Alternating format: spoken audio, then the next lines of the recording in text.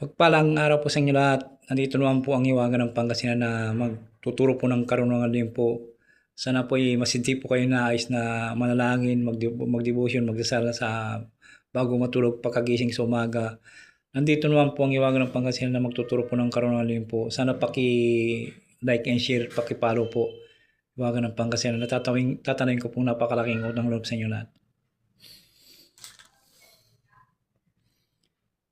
Ang ibabagi ko po sa inyo ay orasyon upang dumating ang tulong sa spiritual.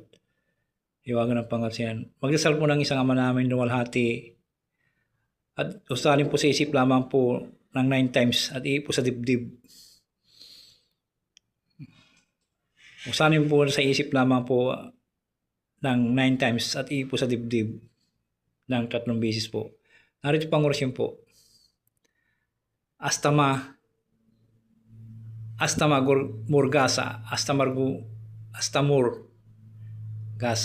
Astamur Gasa. 9 times po usalin po sa isipan lamang po.